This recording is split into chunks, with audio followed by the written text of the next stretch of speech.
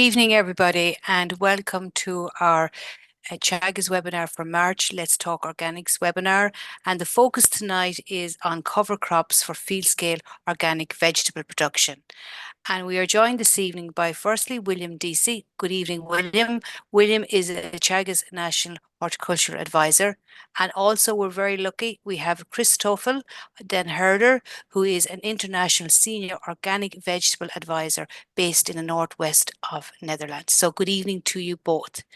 And I'm going to hand you directly over to William to start proceedings, and I will talk to you again. We'll have question and answers at the end. So as Christoffel is doing his talk, make sure you put in plenty of questions for discussion afterwards. Over to you, William.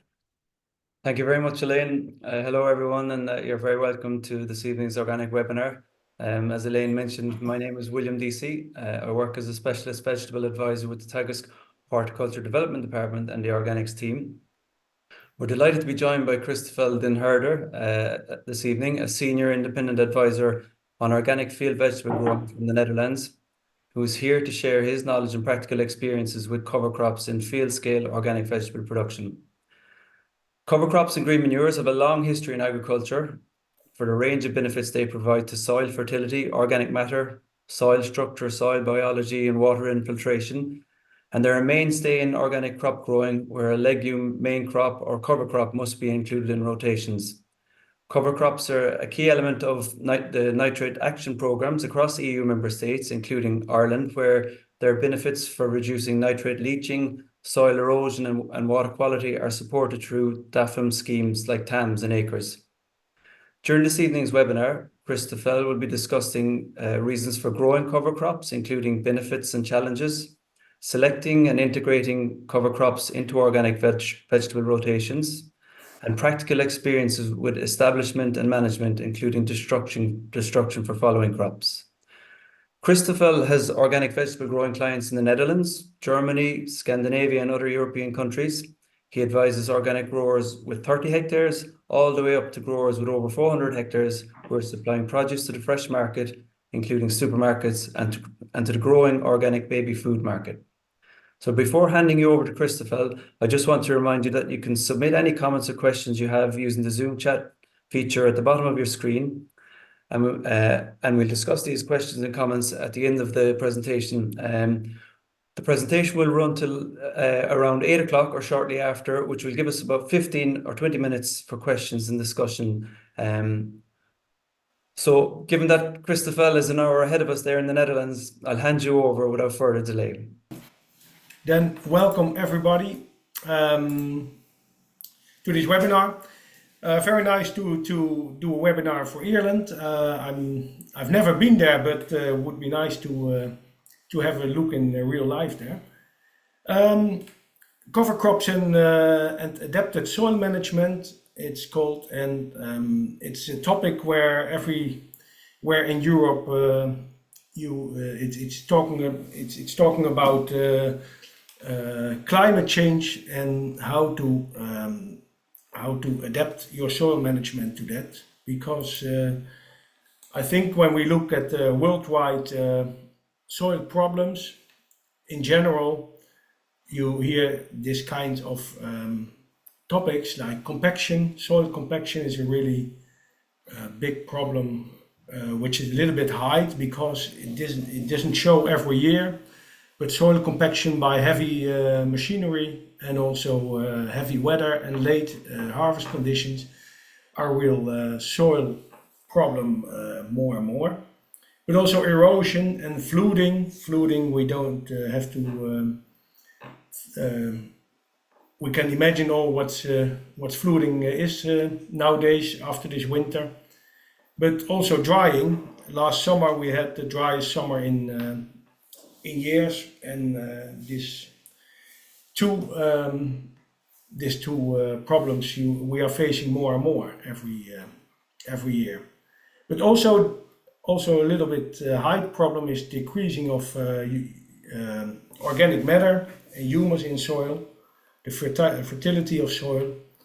And in Holland, especially on flat areas, we have a problem in general also with runoff of water, and then of course the water quality, which is which is in danger. To have a little look from my side, from my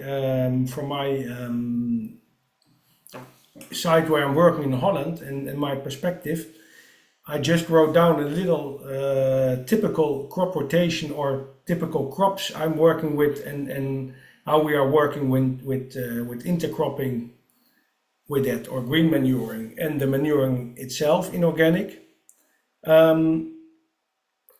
I have a typical organic crop rotation, but on the other hand, there is no standard or typical, because it's on every farm or area or soil type, it's different. But anyway, in organic field production, we have this kind of crops. We are quite specialized in Holland with the production.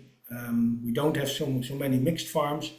We are most on clay soils with our production, with our vegetable production, and that's not only because of the good conditions to grow, but it's also because you have good storability products. The storability from these products are a little bit better than from sandy soils, and that's also how our market is. We deliver quite a lot in winter time out of the storage, and that's a little bit disconnection. We're talking this night a little bit or quite a lot about no-till or adapted soil management, but in organic growing, I think plowing is still the standard because of the weed pressure. And that, I think it's quite clear that the plowed systems have little less weed pressure than no-till. But out of this no-till idea, we developed in Holland quite a lot of adapted ways of tilling, and I will go into one or two of those also. And it's mostly combined with all kinds of control tracks. We have a lot of no-till farmers which work with 3 meter beds, so I have a lot of examples of that, but it's not so really standard, but we will see it quite a lot in this presentations anyway. Yeah, you could say when we have a typical crop rotation, you start with oats, like a good healthy grain for the soil, which is a very good crop to grow potatoes on the next year.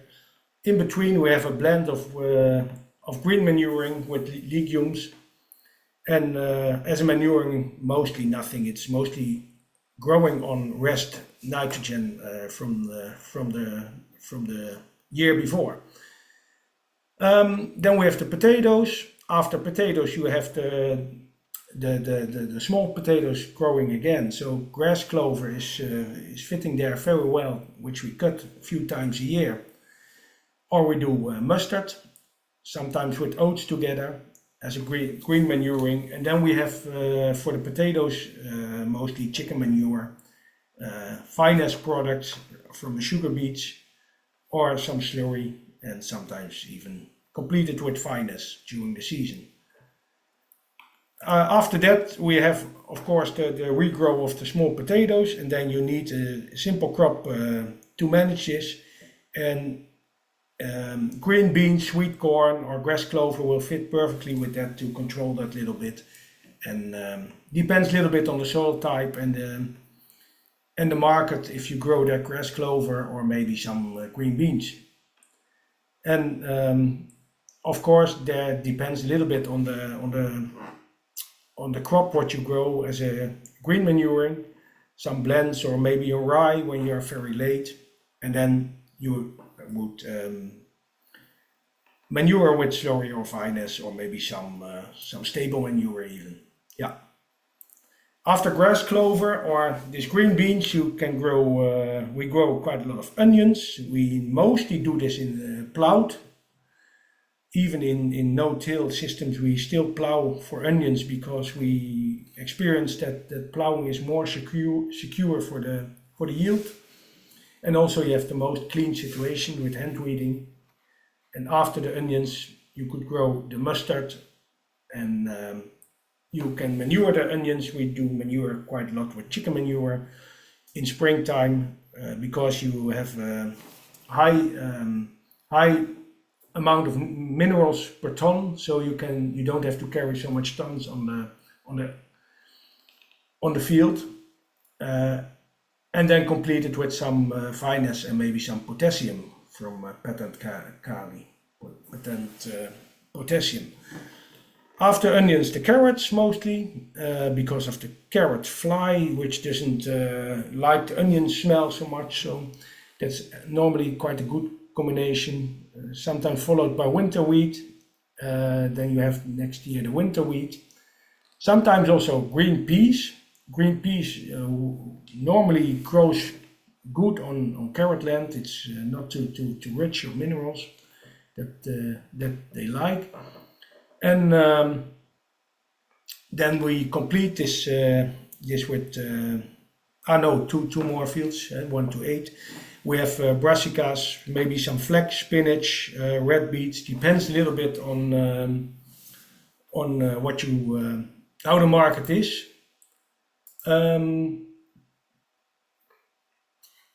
I got a question here. What do you use as a source of potassium for manuring, please?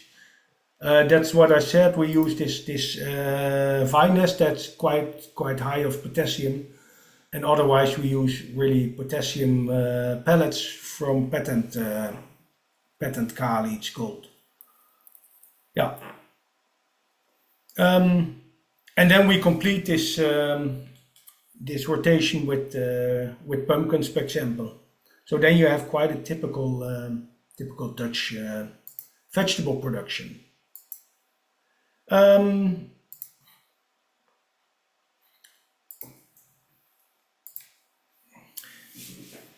With this in your head, then you can imagine that with the climate, it's not easy to work with green covering and with no-till, because vegetables are mostly not have very small seeds, and you have not the best rooting systems. But when we look at this climate discussion, then green covering is the key to overcome, I think, these problems. To have a covering as much as you can to avoid this soil from silting and draining. What does green covering do? You have living root systems which has interaction and which takes up interaction with soil biology, takes up minerals and lifting it over to the next year. So even in wet situations, you always have your soil covered and your minerals taken up in the plants, which lift it till next year. It even fixates and builds stable soil structure by this living roots, or even old root structures can keep this soil structure stable. It protects the surface from rain and also wind and drying. It's sometimes a little bit forgotten in rainy winters, but dry wind and drying is also quite challenging for soil and also for soil life, because soil biology doesn't like these dry conditions in the top. So when you have it covered, you see that soil life is getting more and more to the surface. It helps draining rainwater. So we saw it quite clear this winter that fields which were plowed in last fall already, or in winter time, they were totally silted together and are very, very wet and not draining at all. So, and this week I was out on some fields which were not plowed, and it was amazing how good they were already drying off. So I hope we can go out on the field by next week to do the first work. On the other hand, this crops can hold also the water available in dry seasons, especially by organic matter, of course, which is increasing when you grow more green covering or green manuring. And what's very nice with green covering over winter is that you got some more diversity in your crop rotation. When you grow 5, 6, 7 crops, and you have over winter a few months good, clever green covering, you have actually extra crops in your rotation, so you get more diversity, and that's always good for your product health and soil biology. And of course, it increases organic matter. The only thing is actually you need another way of working and to think over all kinds of normal work you do, because you always have these residues from green manuring, especially when you don't plow anymore.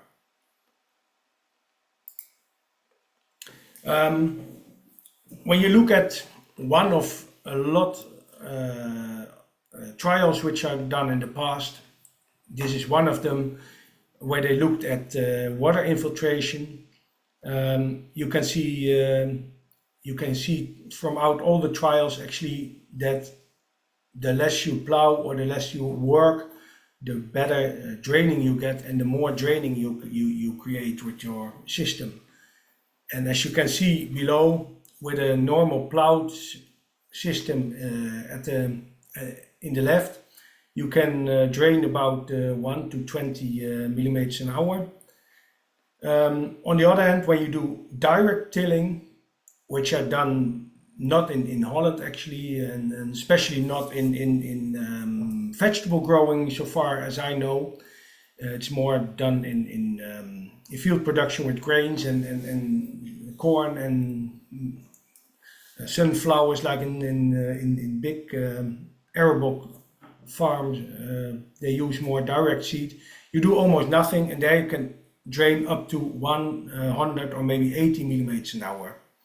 So that's quite a big difference. And in between, I think we have the system where we're talking about this evening, where you don't plow anymore or reduce plowing, but still working quite intensively the soil, which is necessary for vegetable growing, I think, because these rooting systems are not always strong enough to handle this direct tilling idea. Yeah.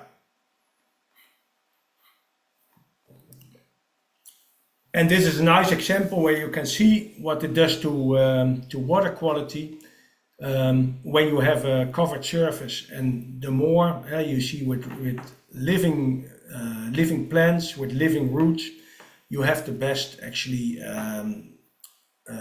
water quality. It's not it is just an example, but you can imagine how it works. And and when you look without any covering, the brown water, it's just from all this silted material which is silting in the soil. When you look in the soil, you see this. It's not I hope you see it right, but on the left side you see a plowed soil, and in the right side you see this really no-till situation, and in the middle you see this reduced tilling. And as you see with the plowed system, you see quite clearly, I hope you see my pointer, in a horizontal break, and where you see where the plow has gone, and you see already quite nice here in the middle that the soil structure is much more equal and much less different from the deeper layers. So it's more equal. And with the no-till, you see directly that the soil structure is quite sharp and no round and no puffy soil in between. That this is sometimes for the soil a little bit too less to work, and then the roots are not able to build up this structure. So I'm quite a fan of this middle situation where you still work the soil quite intensive still, but no turning around. So you keep every system where it is, like worms and like fungus and bacterials.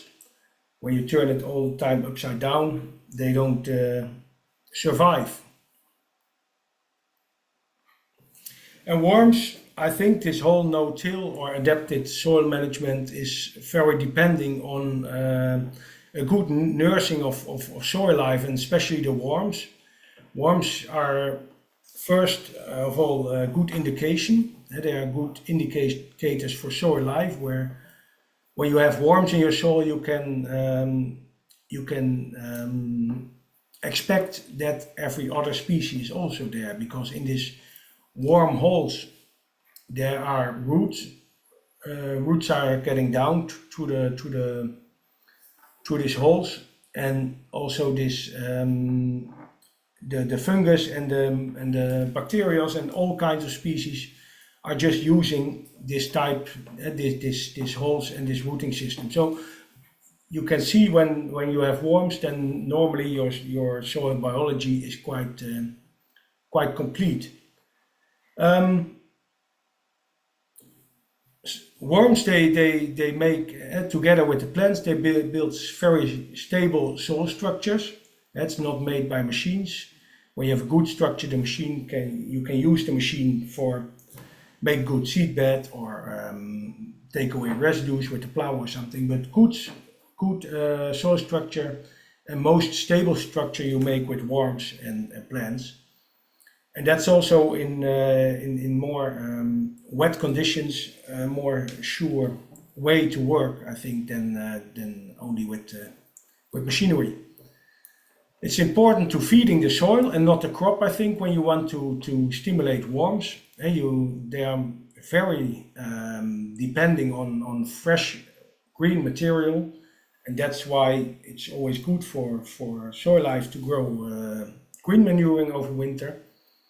And also feed them as often as possible. When it's possible, even feed them with store manure. Especially worms are really thankful for stable manure. So if it's possible, give yearly or every second year better a small amount than once in the 5 or 10 years very much. So often and small amounts is very good to stimulate them. And try to disturb them as little as possible, but that's not so very easy in vegetable growing, because vegetable growing demands quite a lot of field work anyway. So there you're always a little bit doing the wrong way and trying to do the best for your soil. But you can imagine when you have pasture or so, you're only driving on it and not working it. So that's much better for soil life than on vegetable fields. But you're doing the best you can. When you want to have some conviction why worms are good, then look at this picture in the left. That's some clay ground which we made very wet until it was really muddy and no air, and we put it in a small bucket for 3 weeks together with worms, and then you see what they are able to.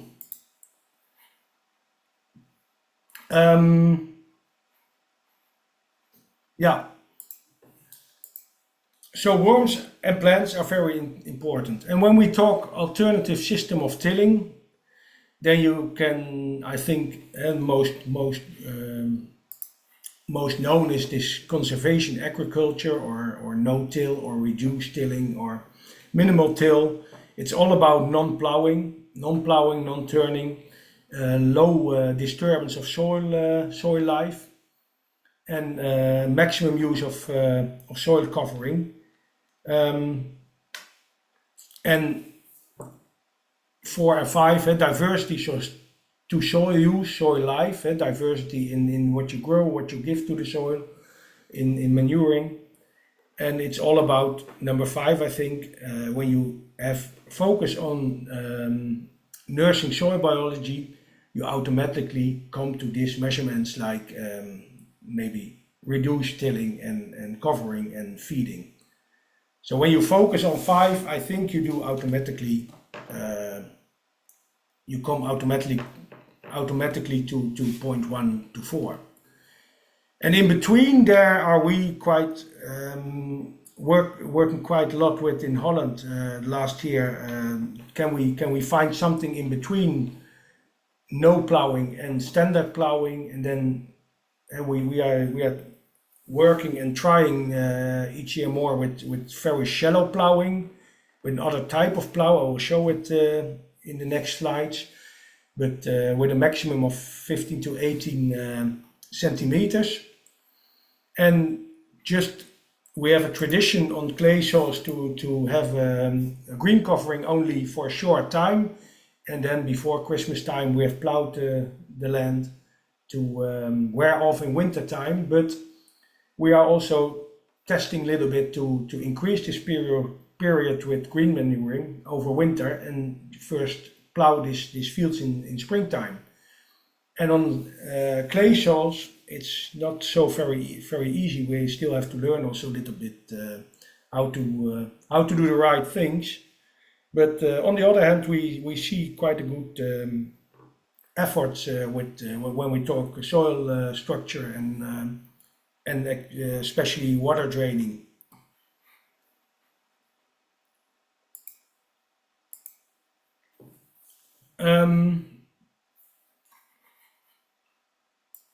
When you want to see one, or when can you expect benefits of non-plowing? And when you look, some benefits like emerging or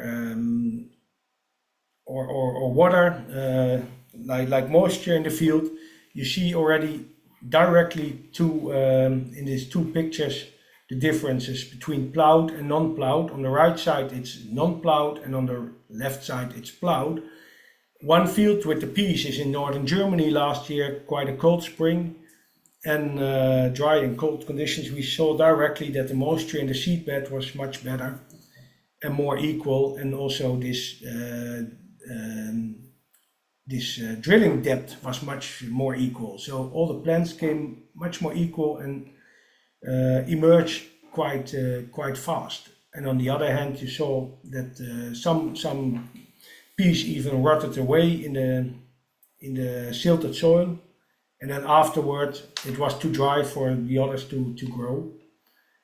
And the lower pictures are green beans in also very heavy clay soils in the rainy seasons, which also silted together on the left side, and on the other side you saw actually that this draining off was much better, and it resulted in a much better crop. So you can imagine that also this yield afterward had the same difference.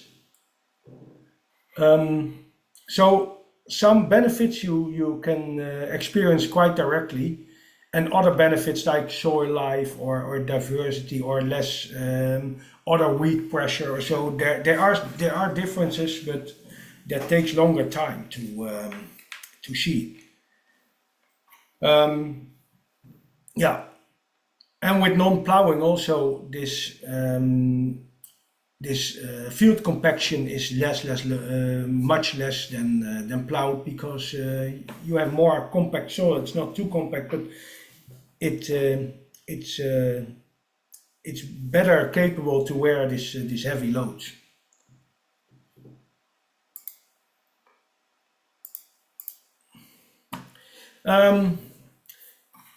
What I told, we are just working quite a lot with this types of small plows in Holland. We call it an eco plow or a shallow plow, maybe stubble plow. It's a modern version actually. It's not an old-fashioned technique, but really modern, new built and new developed. And there are more and more examples of brands from this small type of plows. The nice thing, it's quite light. You can drive it with a light tractor on land. So that's your compaction is therefore already quite little.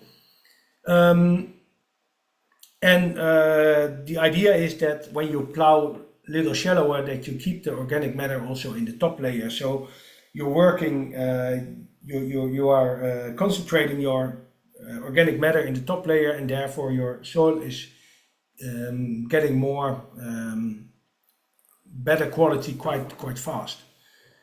Because you plow a little shallower, your underlayer is sometimes still compacted. Sometimes you need to break up this underlayer with a cultivator still and then plow it anyway.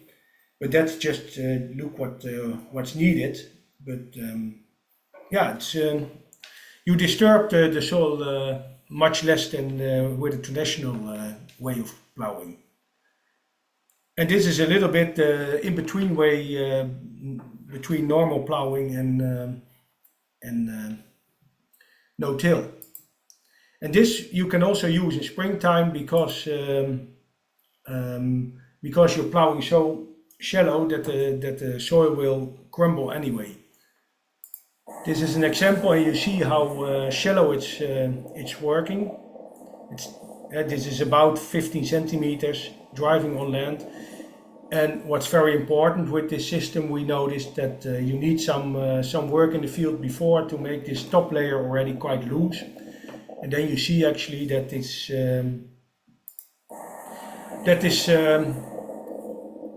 clay soil is turning quite smoothly, and you can work quite good with it. We tested also with the moisture how it went with the seed bed, moisture in the seed bed, and actually the moisture takes it quite quickly because these furrows are so small that they are when they turn around they are laying quite tight to each other and leave no air holes where it can dry out.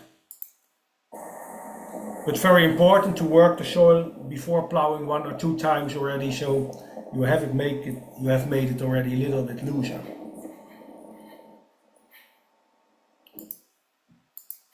Yeah.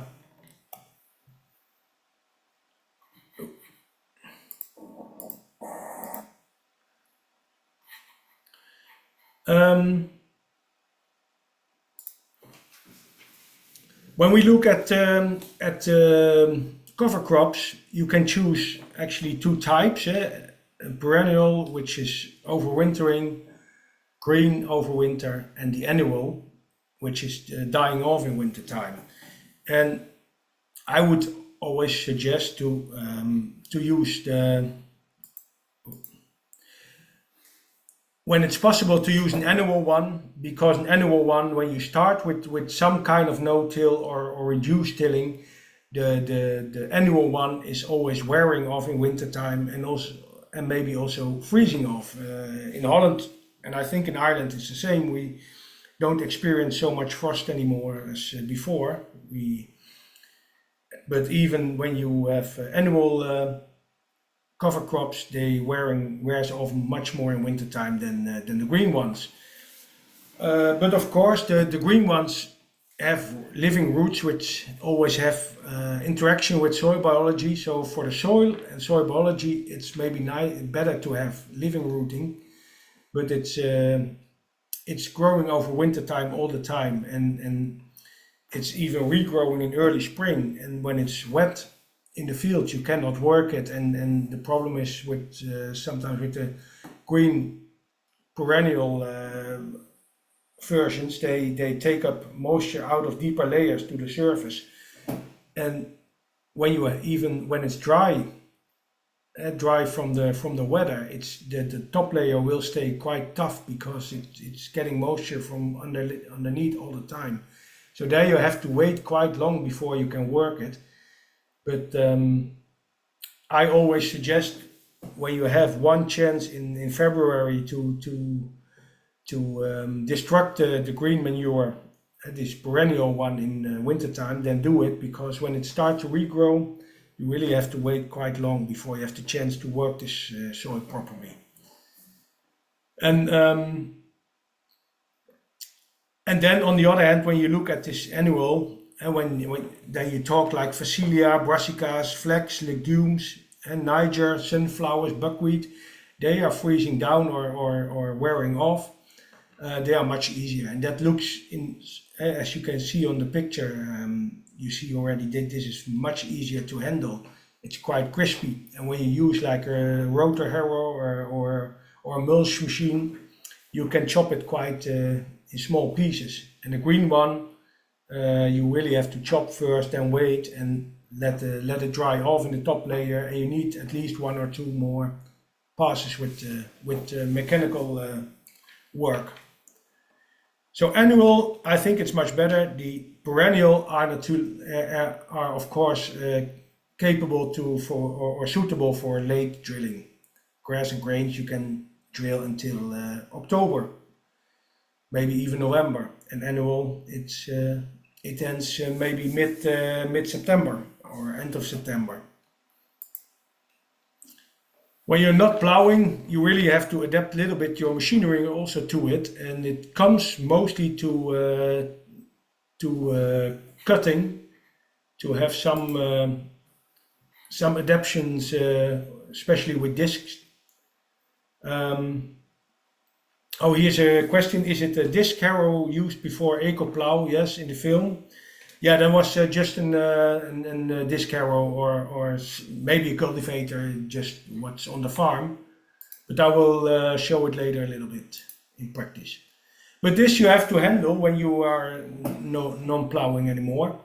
So year-round you are not plowing anymore, but maybe deep tilling anyway with this yellow deep tiller and seeding your cover crop. And also with combining, spreading the straw very equal is also very important. We saw a lot of disappointed with bad spreading of the straw. Then you get beds with thick straw layers and on the outside no straw at all. And you see that's quite challenging for the cover crops later on. And then by every seed pass or planting, or maybe make your potato hills, you need some kind of disc to cut this material through. In winter time, you see in the left under to chop this is a very important moment to work your green manure down to wear off, and that you do quite easily with a mulcher and a disc harrow or something. But these kinds of machines you have to think about when you work no-till, and these kinds of adaptations like small disc mostly, to be able to work with material on the surface.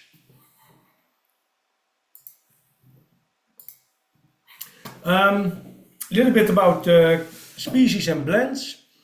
I think it's quite trendy to use blends nowadays, but the idea is that you have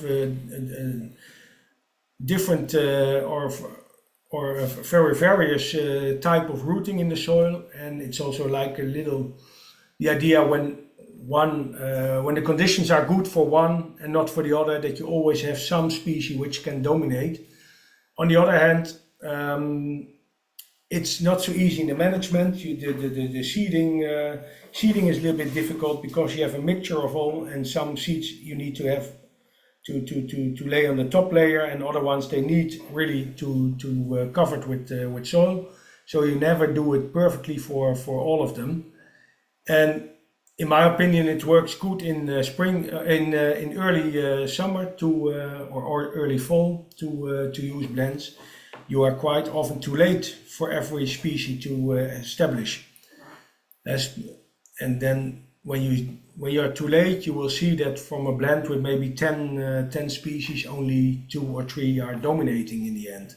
So then it makes no sense.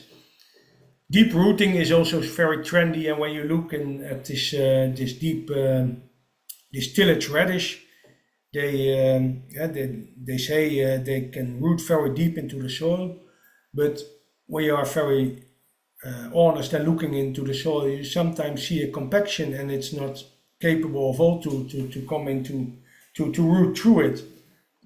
So sometimes it's a little bit also a myth what you are expecting from your blend.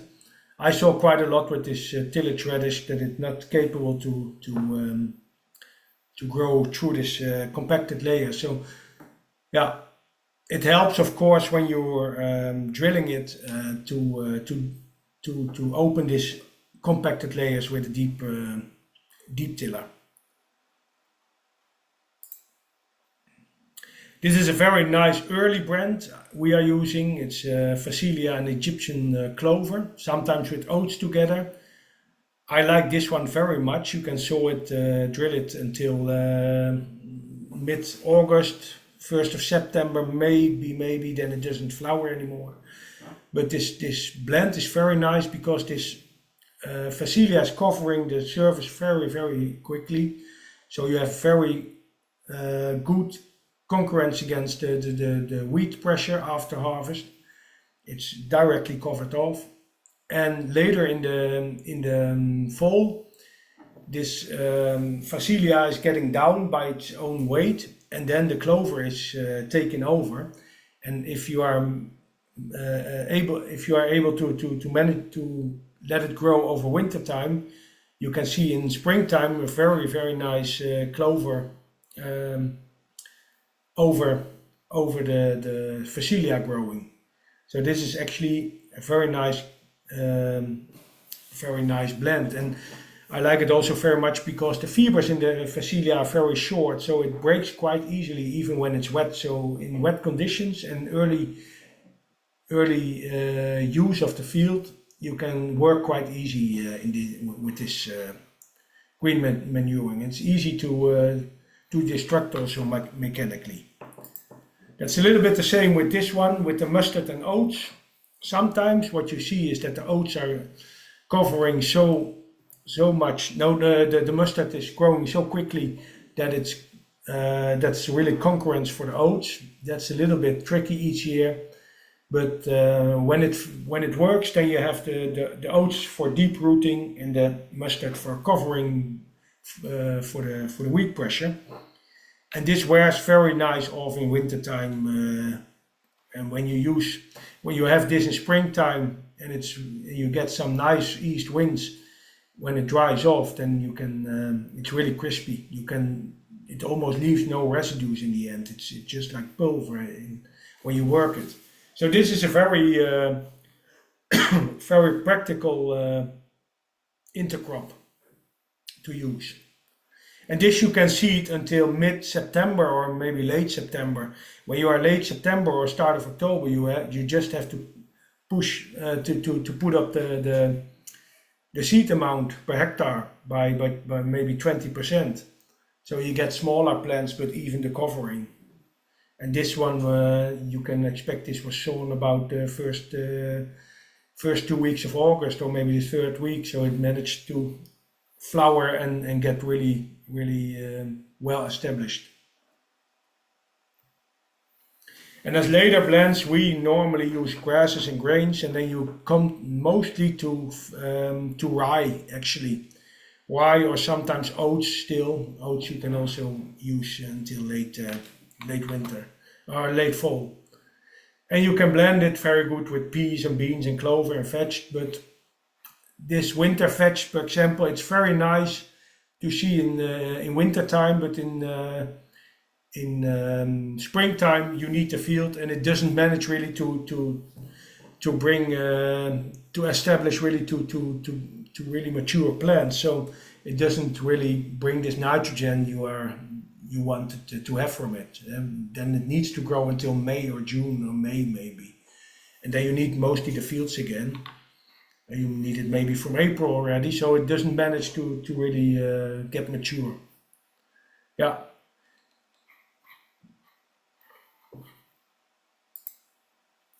This is also very interesting, but hard to do. We always have some fields which we underseed with white clover, sometimes even red clover.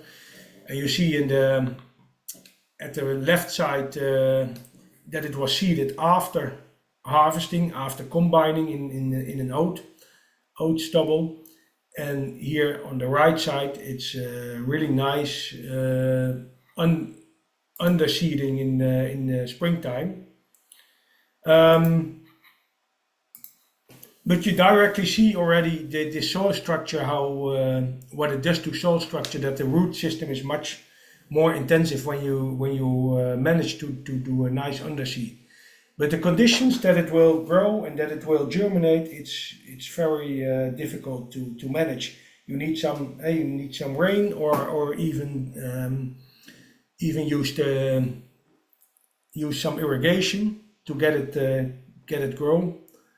And then you have to be aware that the concurrence is not too big from the grains. So when it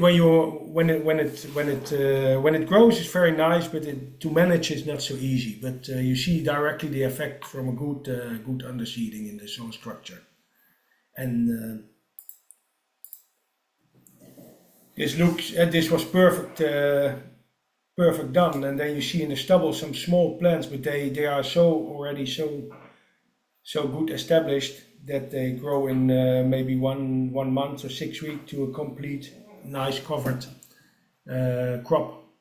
And you can imagine that this brings quite a lot of nitrogen in your system. I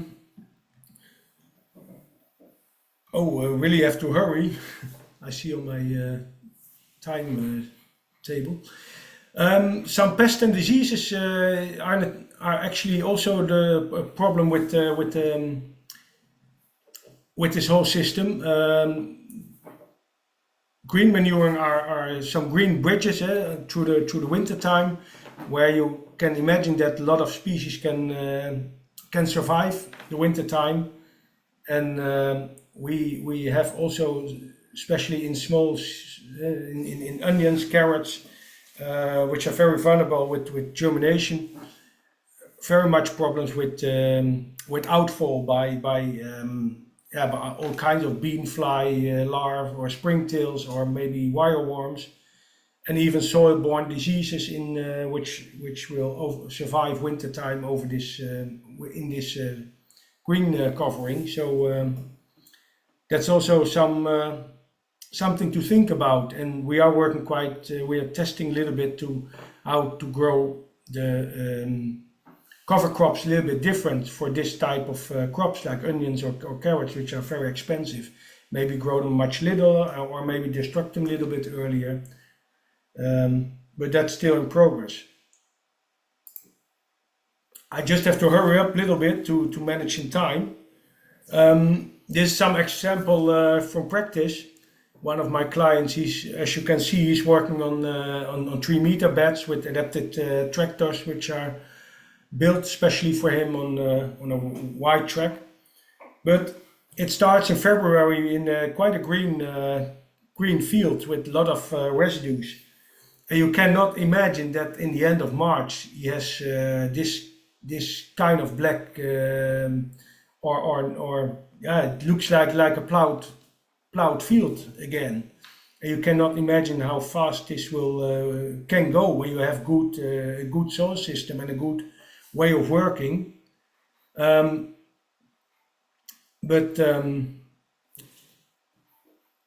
when you look in his soil, he has a lot of he has very good soil life.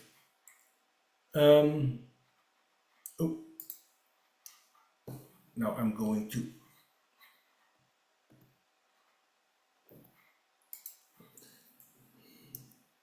So that here you can see when your system is working properly, you have in springtime in a field like it's plowed, so it's quite easy to handle with standard mechanizations.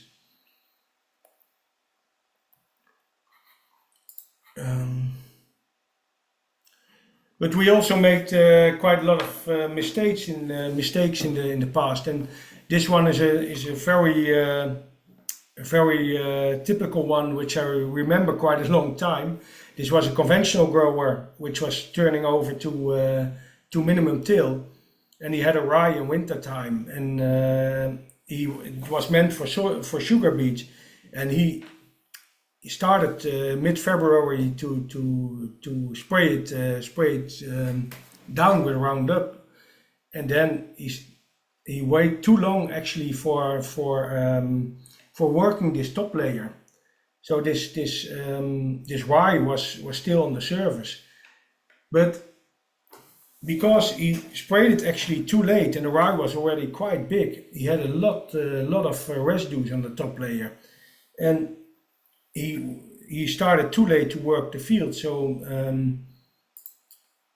this was after 1 month and maybe 4 or 5 passes with the seed harrow, with seedbed harrow, and we were lucky. We had 1 month of dry field conditions, so he was able to dry 4 or 5 times and let it dry and let it shrink. But we learned a lot of it. So especially that you are often with rye a little bit easily too late to work it, to destruct it, and then you have this big mass like on top, which you cannot get rid of. So the seeding conditions were, as you can imagine, quite difficult. But we managed. But even with 1 month of dry field conditions, we were not able to make a really nice seed bed. Seeding is very important to have good techniques, but I leave this one because the next one shows it even better. This was last year. This was in the Netherlands, a trial with some different types of seeding machines. One with the roller and just blow the seeds before the roll. And we had a disc harrow which just blowed it also on the surface, the disc mixed it in. And then we used also cultivator and a rotary harrow in number 3, and we did a little deeper tiller and more intensive, and then even with a plow. And we saw actually the more you till, or the deeper the more intensive you cultivate the soil, the better the crop was growing. And I saw it in more trials which I did in the past, that this is very influencing the growth afterwards, how you cultivate the soil. And the more you cultivate, the better the crop is growing. Of course, this one is most expensive one to plow, and I think with the disc harrow you are the cheapest. But when you see the difference between the establishment, you can imagine that number with the plow you have a much better crop. And this one was a field of grass, and this farmer had to cut it also in springtime, or he was able to cut one good cut for the cows, and with the other techniques he didn't have something at all. So that was a good benefit with the more expensive way of working, that he had that he even had a nice cut of grass for his cows. Little bit to legumes, what they can bring to your system in nitrogen. We use this type of scheme in Holland. It's not really 100% what it brings, but it gives a little insight what's possible. And we say we make a difference between 1 year or 2 years of clay, grass clover or alfalfa. You have 1 yearly or 2 yearly, and 2 yearly you can see roughly that you get more kilograms of nitrogen through the 1 to 3rd year than a 1 year. On the other hand, you see in the first year, especially for early crops, you get a little bit more nitrogen, and that is because of the CN ratio is a little lower in 1 yearly grass clover. I suggest also for early demanding crops like salad or maybe onions or crops like that, grains, to use rather 1 year grass clover than a second year. But for late crops like brassicas or carrots or so, then the 2 years grass clover can bring a little bit more and also later nitrogen, which fits very well with their demand. So when you have an example with potato, grain, carrots, you can count about 75 kilograms of N to the potato growth, 15 kilograms of nitrogen to the grain, when you look here, and maybe 30 kilograms in the third year for the carrots even, which is with our late crops which are taking off quite a long time nitrogen. And when you count a little bit, when we would say 1 kilogram of nitrogen cost €5, and we put this 120 kilogram times 5, then you are about €600 you can save with these legumes, roughly. And when you want to count another way, you can say this grass clover is a very nice crop to reduce weed pressure. And when we would say with onions or so, with 150 hours of hand weeding, you can save about 20% of hand weeding. And this hand weeding is 28 hours and €28 you save in your onion crop, about €850 of hand weeding. So these are really valuable crops to grow, even if they don't bring so much in the year itself.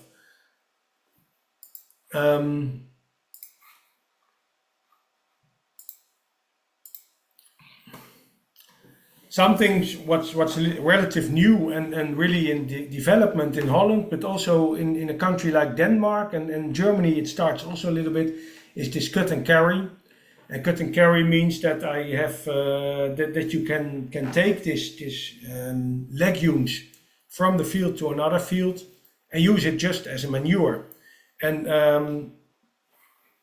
I just don't go too deep on it, but you just cut it and chop it and put it in a manure spreader or bring it to the farm as silage and spread it out later. But in trials, if you do it properly, you can see this in the middle, this black and white. This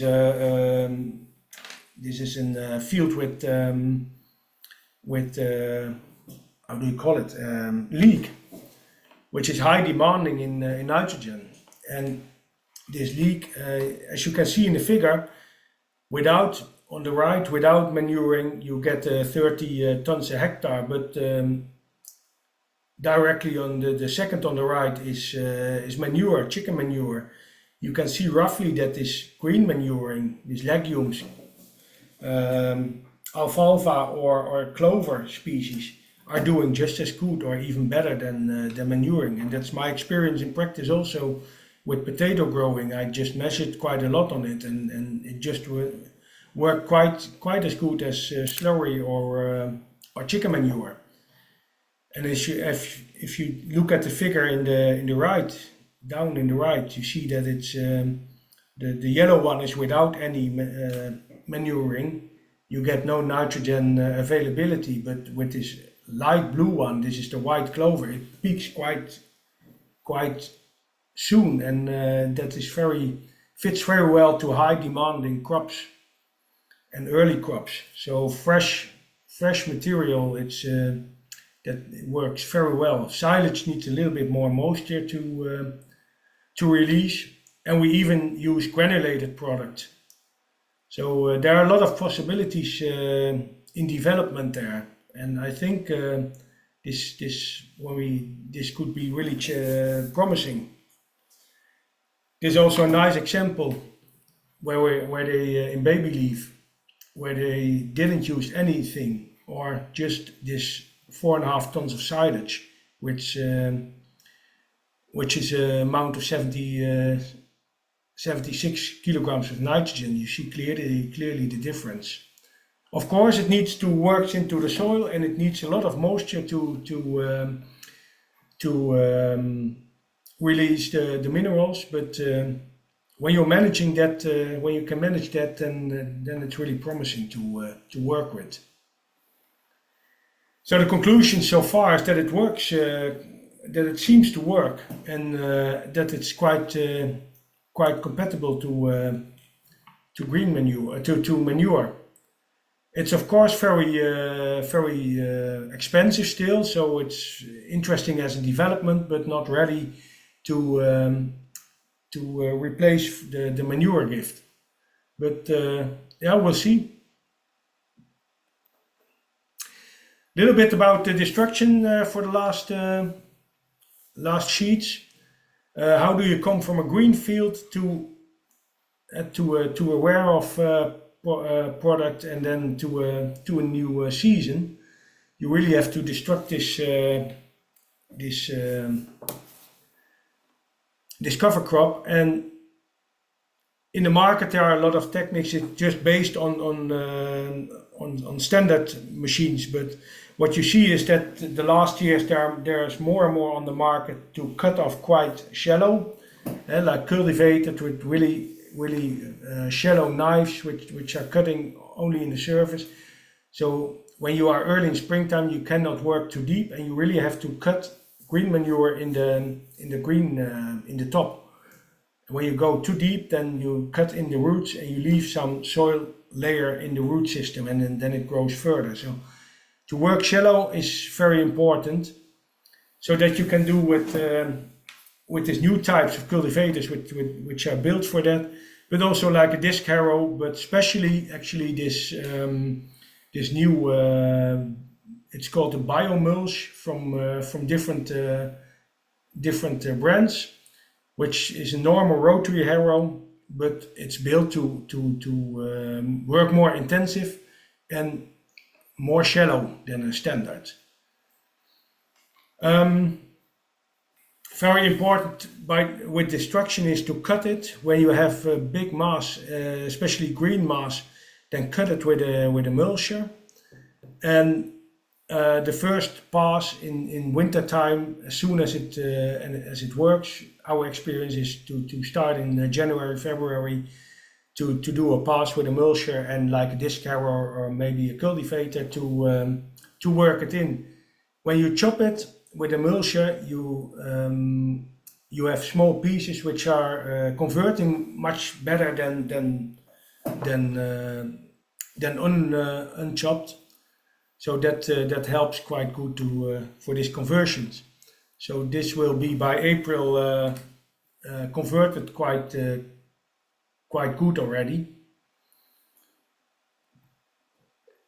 And this is actually the moment where I'm talking about in early spring. This is about mid-January to start of February, when grains like oats in this case needs to be worked for sure, because when you leave it growing like this, then it gets tougher and tougher each day, and that stays quite long. This was a test I did for 3 weeks ago on a grass pasture, which is also very hard to destruct mechanically. I tested quite a lot of or a few from this harrow of power or rotary harrows. You can see it in this little film, and there you see also the differences between this eco or bio mulch or a standard mulch. This is bio mulch, where you can see that the green mass is laid on the surface where it can dry out. That's in our climate zone. I think it's in Ireland the same. When you have rainy winters, it doesn't make sense to cut it off and roll it down to the surface, because then it will grow further. You have to throw it away and make that it's laying up the surface, so it can dry out and wears off.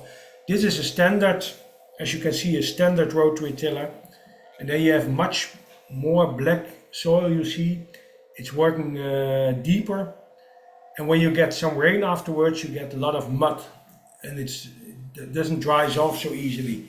And then the latest one is just a normal rotary harrow, which does actually the same and doesn't make a very equal seedbed afterwards. So you can see the differences. So when you want to work no-till and destruct mechanically, it's definitely worth to think about such a biomulch. And you have different brands of it.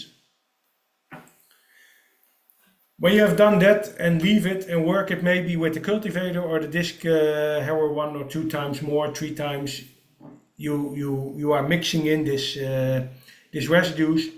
So normally you should be able to get quite a smooth and black surface in springtime, which I used to, and then it's quite good workable, like you see here on these pictures.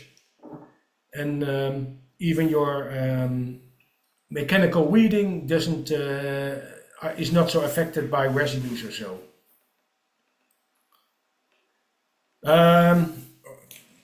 Little example with wind also, wind and mechanical weeding and no-till.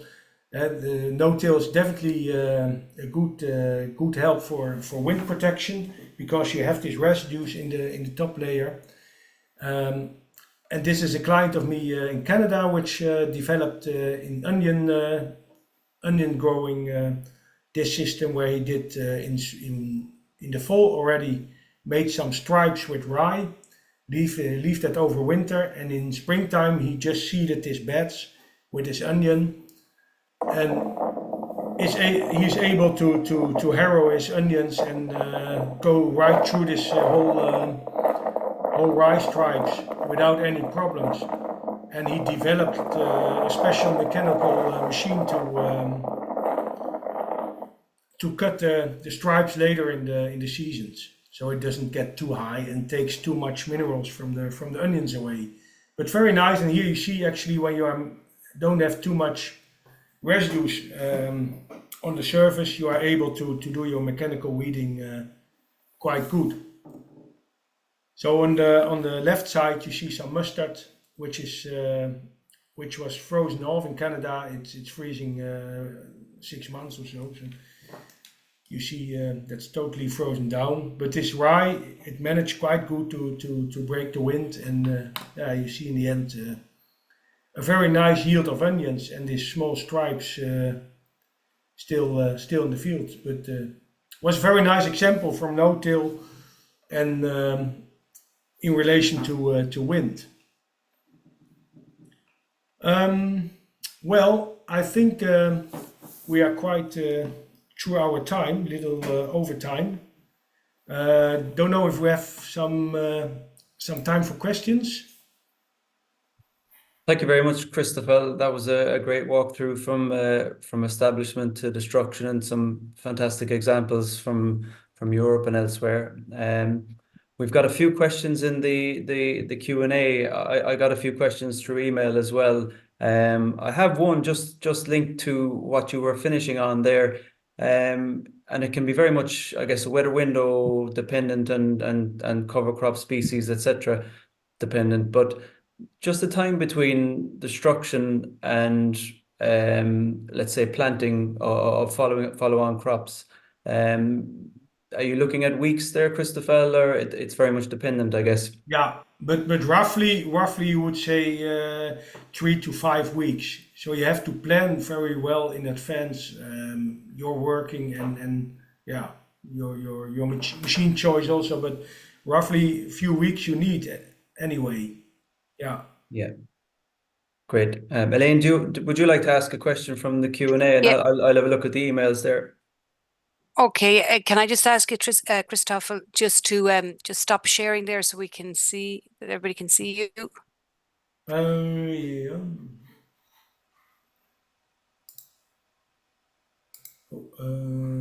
Where do I have? No. Not to worry. I suppose the first question is, what do you use as a source of potassium for manuring? So what source do you use for potassium, I should say, for manuring? Is it? Did it stop sharing now? Yes, all good. Yes, yes. Yeah, different types. Of course, in stable manure, there's a lot of potassium. Then we use quite a lot of finesse products from the sugar beet industry or the potato industry.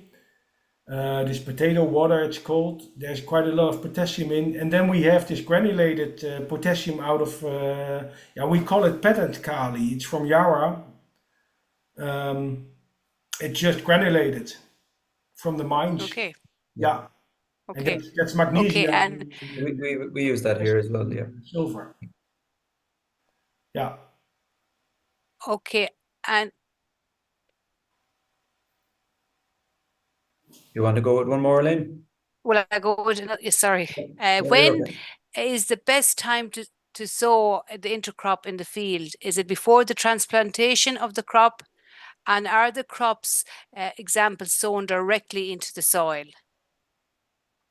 With the green manure.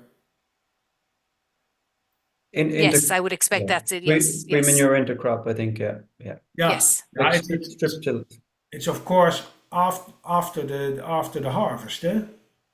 And we have a little different types of opinions about that. Do you have to do it directly or maybe leave some time in between? I think with this problem, I pointed very shortly with this insect problematic.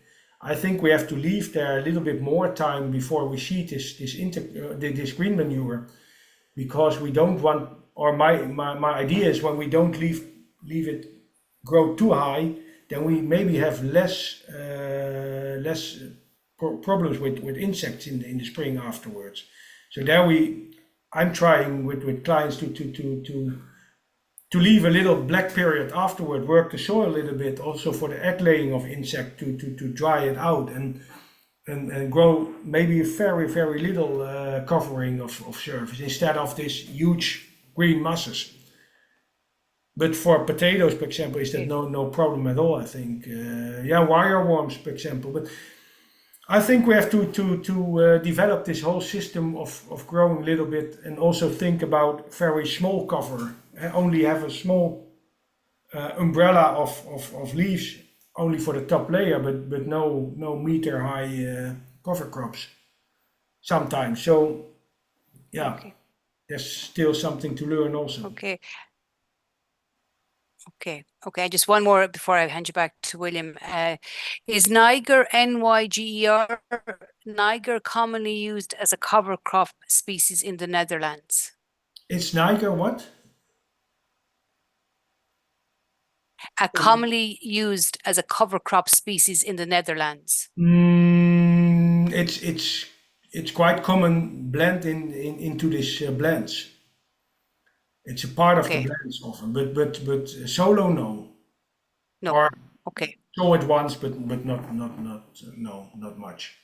But it's a very interesting cover crop because it freezes already with 2 degrees. That's very interesting. That's what the comment made. Yeah, it said the comment was, it seems it would have advantages such as it's not frost hardy, low disease risk, and is easy to break down, was the comment. Yeah. It's the same with buckwheat, for example. It's also freezing down very easily. So we could do maybe a little bit more with it. And it's covering quite fast. Yeah. Oh, okay. Maybe William, if you want to take what's come in there by email. Yeah. I've got a couple there. In land with particularly bad weed problems, specific weed problems, I guess it comes down to establishment, Christoffel, but have you got advice on considering weeds such as fat hen, if you're familiar with that, in your cover crops, or for example any weed challenges in cover crops, or does it come down to sowing densities and establishment? Mostly, first it comes to good seeding techniques. What you saw, I didn't go into that, but what I want to point on is when you have good seeding techniques, you know what you're seeding today is germinating tomorrow, and after tomorrow it has already an advance of the small weed germination. So it has to cover over the weeds. So that's one. We have some cover crops where we use wheat harrows sometimes in fall time, in the late summer, to do some passes with the wheat harrow. We even have some which are shoveling with the shovel, but normally you are in harvest time. You don't have this priority at that time and the focus, because you have to get in your harvest. But sure, you can do something there. But small mustard or Phacelia or Niger, they are so vulnerable. You cannot harrow them properly. Yeah. So it comes most to good seed conditions, good seeding techniques, high density of seeds. So I always recommend 10-20% more, or even 30% more seed density to get an early covering of the field. So you get this weed control. Yeah. Great, thanks. I've got a question here on free living nematodes, and there's a lot of very good work done across Europe in recent years, and collaborative work on nematodes, and particularly in the Netherlands, there's some great work done on nematodes there, plant parasitic nematodes. Is it something? Is it a major issue for you with your clients, and how do you address free living nematodes or nematode pressure in not so much Yeah, it is an issue, but in organic, surprisingly, it's a little bit less pressure than organic than conventional.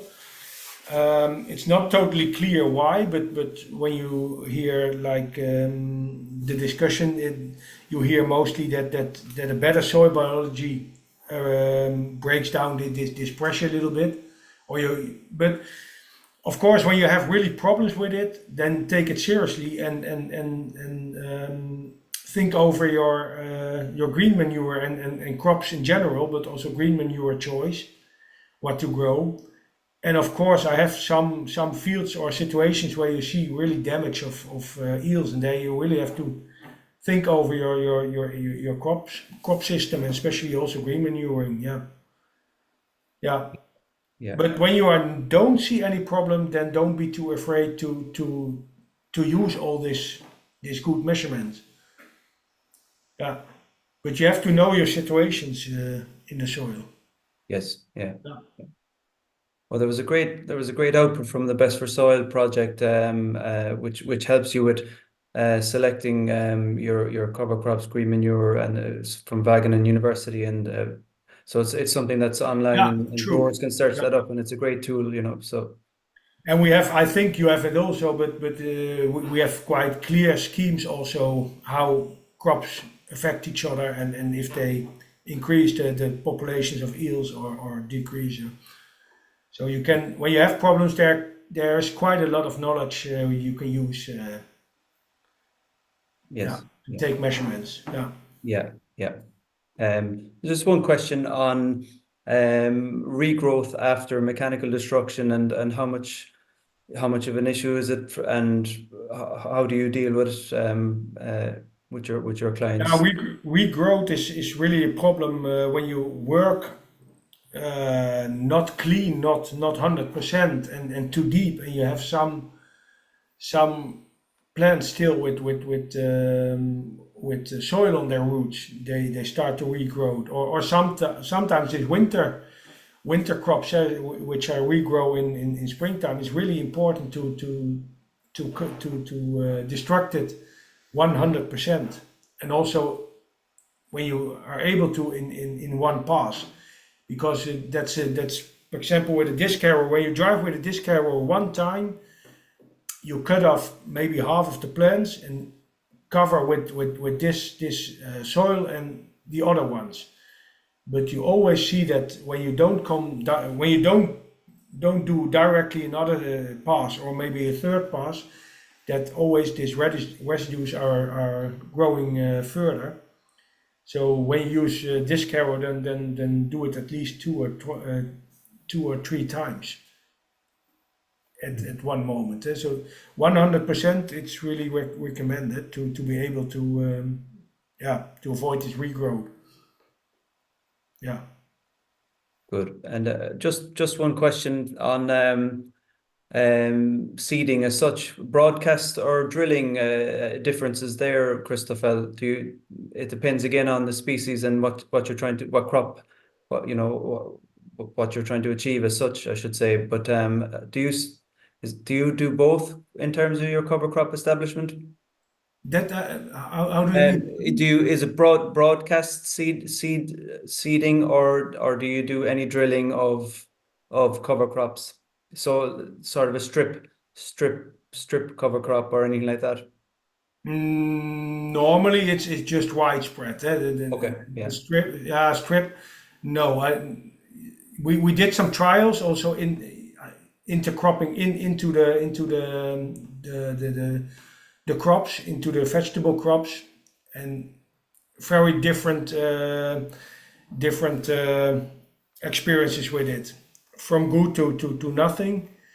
Yeah, it depends also. There are some trials, but in practice, I don't see it so much. Only in this grain, this underseeding of grain, but in vegetable production, not much. Yeah, in sugar maize, for example, then you have 75 centimeters, and then you can intercrop it with some clover under. Yeah. Good, thanks. How are we looking on the Q&A, Elaine? No more questions. Just a comment. I think we can all concur with it. Say thank you to Christoffel, and it was a fantastic presentation. So look, at no more questions, because I said there was so much covered in your presentation. It's lucky we recorded it, because definitely we can go back and look at it. So I have no other questions coming in here anyway, William. Great. Well, so yep. Do you want to wrap up proceedings there, William? I'll let you wrap. Well, it's just to say thank you very much, Christoffel, for an excellent presentation, and thank you very much to everyone for attending. Actually, I think we might have one final question. Do we? Two? Yeah, there's a couple too after coming in. Firing in. Oh no. Oh, somebody from Wales said thank you so much from Wales. Oh, lovely. Yeah. Fantastic presentation. Yeah, thank you so much from Wales. Yeah, thank you, Christoffel. Great. Yeah, so thank you. Some great compliments there. Pleasure. And I know, as I was saying, thank you very much to everyone for joining and attending tonight, and for the questions. And as Elaine said, the webinar is recorded, and we'll be getting this up on the Teagasc website in the coming days. And so you can access that, or anybody who missed tonight can access that in the coming days as well. So again, just to say thank you, and shout out, yeah. Sorry, Elaine, yeah, go for it. Just a shout out to Orla in the background that kept us online for the last nearly hour and a half. So thank you, Orla. Yes, thank you for the work there, Orla. And yes, thank you very much, and thank you again, Christoffel. And until next time, goodbye, everyone. Take care, everybody. Bye-bye. Bye-bye.